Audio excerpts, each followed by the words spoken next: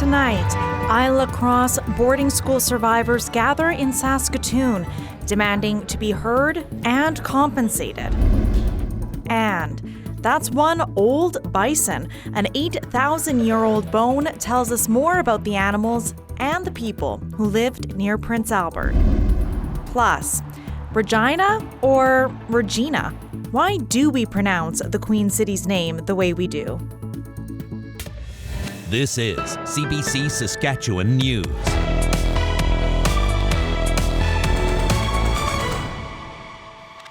It's Friday, March 24th. CBC Saskatchewan News starts right now. Hello, and thanks for joining us. Sam McKaig is away this evening. Hundreds of people who were forced to attend the Île-à-Crosse boarding school have gathered for the first time in Saskatoon this weekend. As Sam Sampson explains, it's a chance to share stories and push for recognition.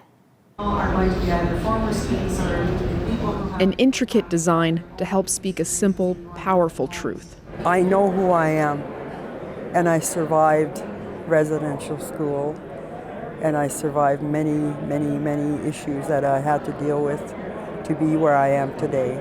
Abby Maurice Crook drove for 2 days from Hay River, Northwest Territories to Saskatoon for this, to be with hundreds of others who were forced to go to a boarding school in Île-à-Crosse.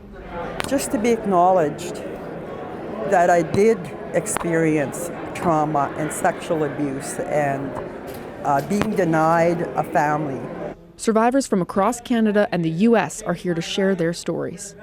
The main conference is happening behind these doors, but there are resources for people if they need. There's a group here that helps Indigenous communities conduct their own research, and the National Centre for Truth and Reconciliation is here taking testimony, so these stories are on the record.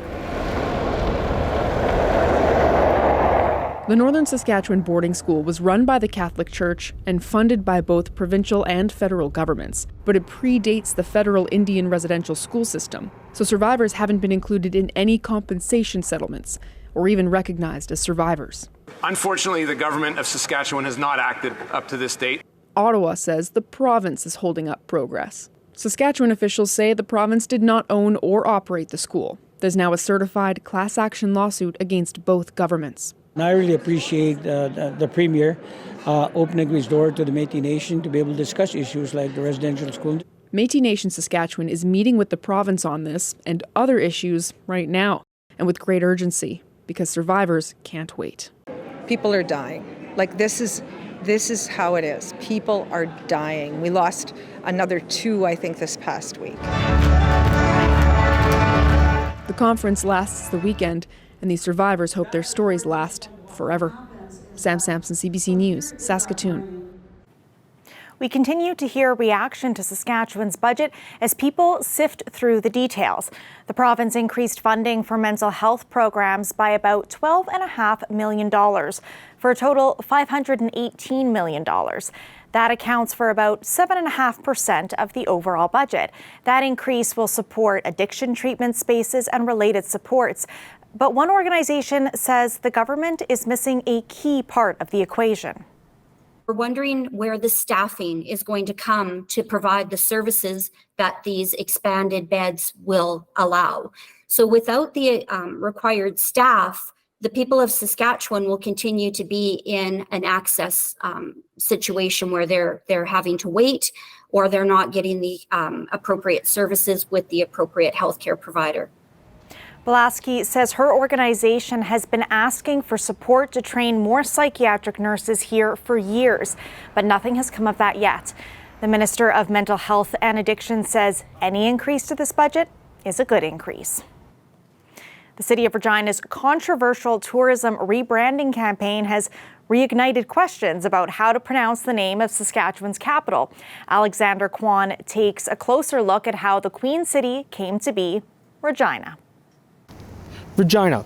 It's known for its freezing cold, Wascana Park, and being the capital of Saskatchewan.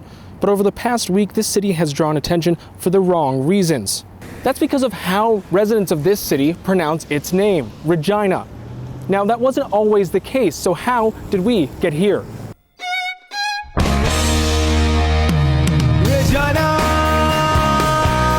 So before there was ever a Regina, this place was known in Cree as Oskana Ka'asastega, or the place where the bones are piled. When First Nations people were pushed onto reserves and settlers arrived, that name was still used. But in 1882, Princess Louise, the wife of the local Governor General, suggested renaming the town in honor of her mother, Queen Victoria. So as most people know, Regina is of Latin origin and it means queen. In classical Latin, the word was originally pronounced as Regina. Languages change over time according to experts, adapting and transforming. So while the spelling of Regina has remained the same, the pronunciation has continued to change. Regina, the Latin pronunciation, is rarely used anymore. Instead, as a result of a process called lenition, the pronunciation was modified to Regina, which you can still find in languages such as French.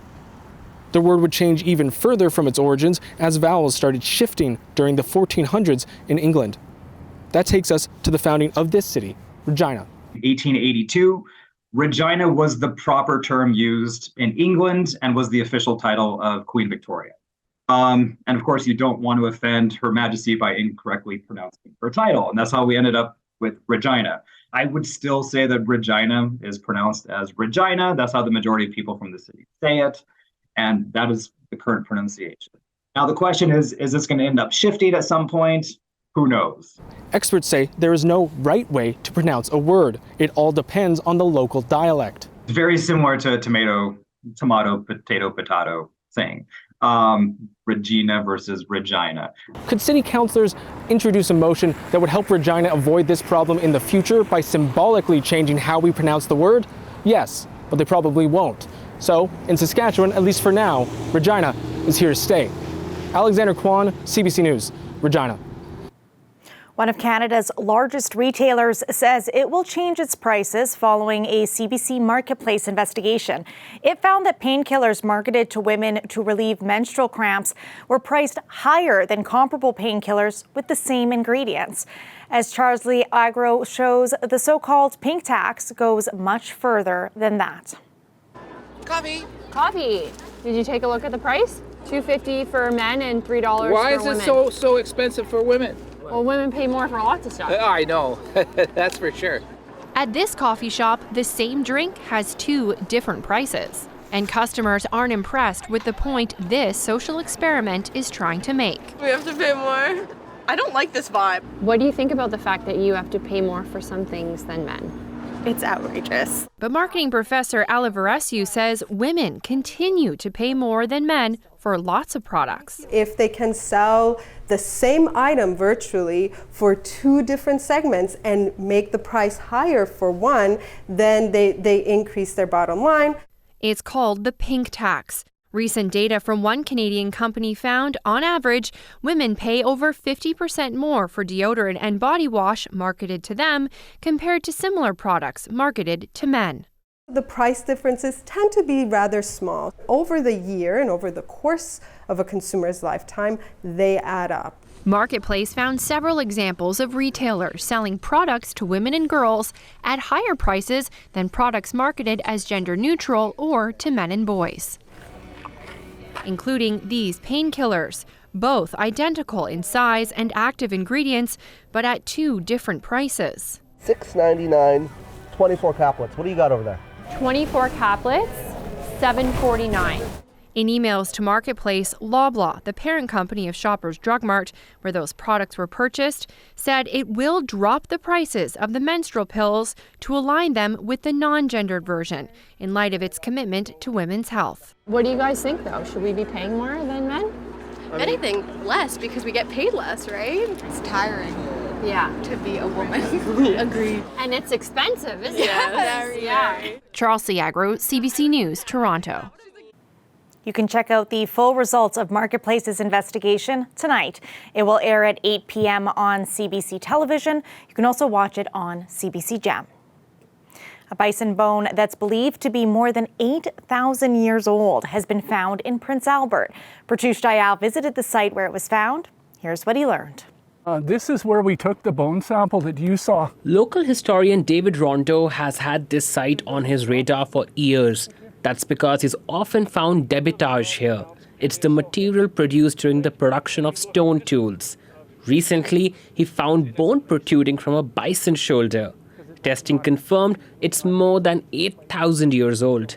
Which is in itself quite surprising because that's about 1,000 years older than was previously thought for habitation for our area. So it's quite extravagant. Rondo suspects this hill could have been a bison jump because other stone artifacts and bone material have also been found here. Those dark lines, they're called paleosols, and they're indicative of habitation or, they're organic remains from habitation. There's a lot of evidence that indicates that this was a large-scale bison processing area, just from the faunal remains that we found in the area and up on surface. Flake here, bone here. Rondo says he believes an ovoid knife found here was likely used to remove hides or flesh from animals. He says this helps to illustrate the evolution of human life in this region.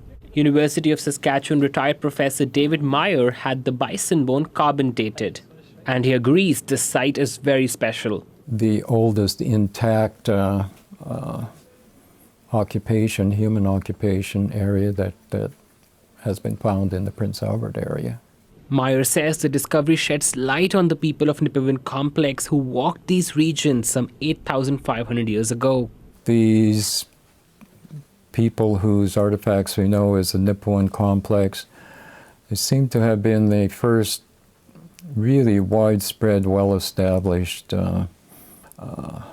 societies, people, hunter-gatherers, of course, in the region. When you hold this in your hand, and you see where it come from and the evidence is put forward, it makes it real for you.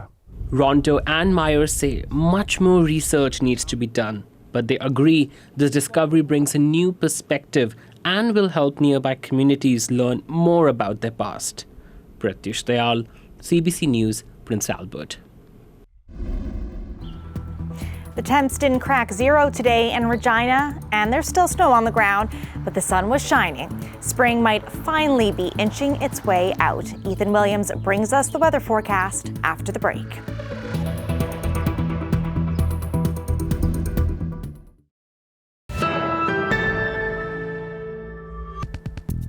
The man who invented the jet suit, which is powered by gas turbine engines, is planning to form an international race series. It's just going to be a really fascinating melting pot of human and machine against each other, seeing how fast and how far you can push those boundaries, but in a safe environment over water. The idea is that celebrities from the sports world and beyond will take part in international events. Pilots will race jet suits against each other and the clock. The company that makes the suits has invested more than $52 million over the past 6 years. The British company is also working with emergency responders and special forces to develop jet suits for civilian and military uses. This weather update is brought to you by It's March, it's madness at Capital Ford Lincoln.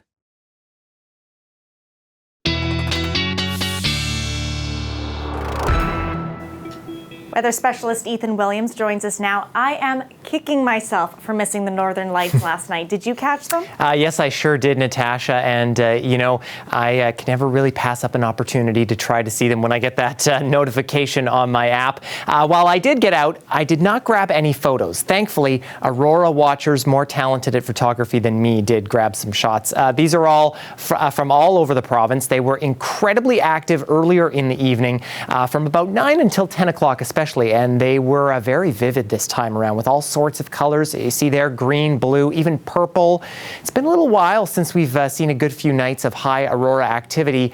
And it's probably going to be another good night again if skies stay clear. And that is because we start to see aurora activity pick up a little bit as we head toward the equinoxes. It's spring and fall. And there's really no clear reason why. The best guess that scientists have is that it has something to do with Earth's magnetic poles around kind of the outside of the Earth and their ability to basically take in those charged particles that are coming from the sun. And there's a really good opportunity for that right now because, as you'll see in this image from NASA, there's a coronal hole which is formed on the sun on the side that is facing Earth. And essentially what's happening is this is a gap in the atmosphere in the sun, and all of those solar winds and particles come racing toward Earth, which is what we saw last night. Now, tonight, the geomagnetic storm has lowered from a level 4 out of 5 to down to about a level 1 or a 2. But keep in mind that it was underestimated last night, so it could get really high again tonight.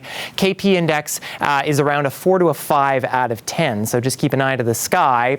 But, of course, is it going to be clear where you are overnight tonight? Well, I think in southwestern and west central portions, we'll be looking for a little bit of cloud cover. Through much of the rest of the province, though, I think you will have a chance at seeing them. Some flurries possible along the southern part of the province as we head through the night tonight. And then heading through the weekend, we kind of see this alternating pattern of some cloud cover and some sunshine, kind of depending where you are. Southern Saskatchewan tomorrow, by and large, I think you will see mostly cloudy day. Maybe some flurries here and there, but very light precipitation. Some precipitation possible in the Churchill region in the form of some snow, but for central Saskatchewan, I think you're staying mostly sunny through the day tomorrow. Sunday, a little bit of a system moving through southern and central Saskatchewan will cloud us over, but things will be very clear in the north of the province. And because we really don't have a lot of activity happening, winds should be remaining pretty light over these next couple of days. A couple of rogue gusts here and there, maybe up to around 30 kilometers an hour. But it will be cold too, especially tomorrow morning when you wake up in portions of central Saskatchewan, Prince Albert, Saskatoon. The Battlefords could be in the minus 20s, and the wind chill feeling closer to minus 30, so be careful of frostbite. And in the far north tomorrow, temperatures well below normal for this time of year in the mid to upper minus teens. That's some 10 to 15 degrees colder than where you should be for this time of year. And our jet stream, the reason for all this cold, or a part of it anyway, is that the jet stream is still kind of down here in all these green colors, and it's been staying that way for a while, and it will continue to be that way as we head into next week. And you can see that real polar air kind of hanging over Hudson Bay, and that is going to have an impact on our temperatures, as you see here in Regina. Of course, we're not going to get the real cold air that we usually get in the middle of winter, but temperatures will still continue to be well below normal for this time of year in Regina. A little sunnier, but very cold overnight lows, especially Monday into Tuesday. Saskatoon, again, I always hate pointing this out, your normal this time of year is 4 degrees above zero, and you will hardly be getting to that. So not exactly what you would call spring, Natasha. I wouldn't say so, Ethan. Hope for better later in the week. Thanks you bet. For that. You bet. Thank you. Bye. And here's a hint of spring for you at least. The world's largest flower park is open in the Netherlands. Visitors can take in more than 7 million tulips, hyacinths, and daffodils. There are also gorgeous lilies just in time for Easter. The Garden of Europe is expected to attract more than 1 million visitors over the 8 weeks it's open. Stay with us. We'll be back after the break.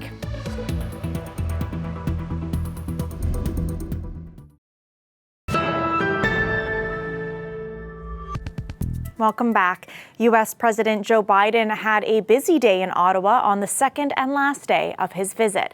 That included an address to Parliament. Through more than a century of that historic endeavor, Canada and the United States have had each other's backs. In war and in peace, we have been the stronghold of liberty, safeguard for the fundamental freedoms that give us our lives, literally give our lives meaning. A line of politicians and senators welcomed Biden as he arrived on Parliament Hill. Trudeau and Biden and their teams tackled a number of issues. They announced a plan to close a loophole that allowed migrants to come into Canada from the U.S. at irregular crossings. Canada also announced $100 million in aid for Haiti's police force. Biden and his wife will be honored at a gala tonight at Ottawa's Aviation Museum before they depart for Washington. A passion for comic books and superheroes led two Alberta artists to create a stunning digital experience. The pair dreamed up a world where Indigenous superheroes save the planet. They recruited other artists, animators, and musicians to help them realize that vision, an installation called Sacred Defenders of the Universe. It's on display at the Science Centre in Calgary.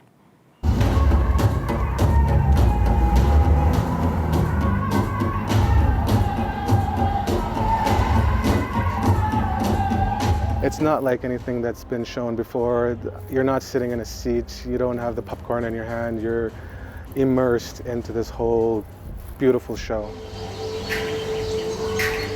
We wanted to make it into a comic book, something entertaining that had some Indigenous values and traditions and important messages about environment and conflict of the ego and humility we have inside of all of us. When Justin and I first created the story and when we had the storyline going, we were going to annihilate ego and have everybody living in harmonious peace. But during the processes, the elders were the one that reached out to us and explained to us that ego is very important, and especially as we get older and as we're teenagers, if we hold our breath against our friends, it's ego teaching us how to do that. But there comes to a point where you will have to find balance with ego and put it in check.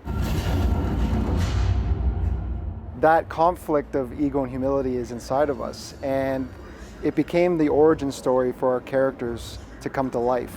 And that's where the 4 characters introduce themselves. Back in the day, before there was any technology in North America, the only technology that we had was to listen, and to listen to the elders and listen to the wind, listen to the animals in the woods, maybe warning us for something coming up. Nowadays, it's just all blocked by distraction.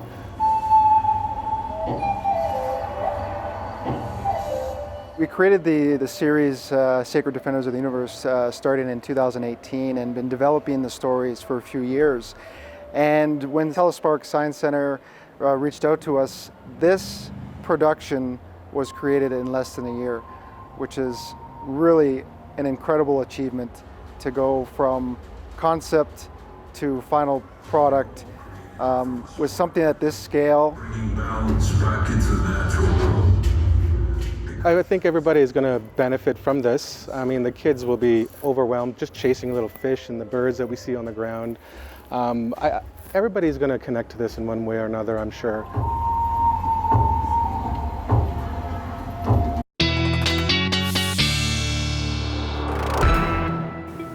Ethan is back with another look at our forecast as we head into the weekend. And for all you Aurora watchers out there in Regina, we're looking for partly cloudy conditions this evening and up until midnight and through the overnight hours. Around -8, winds not going to be that bad either. We get to the morning hours and things are going to be clouding over a little bit.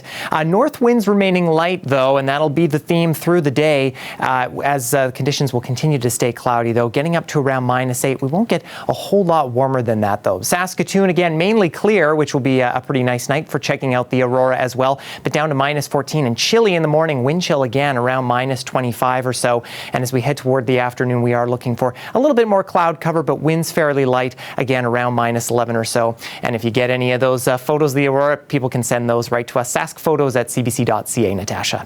Yes, we'd love to see them. Thanks, Ethan. You bet.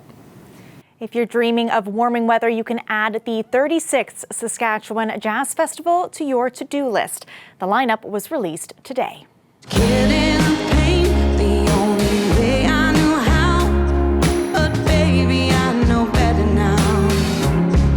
Serena Ryder is one of the artists you'll be able to rock out to in Saskatoon this summer.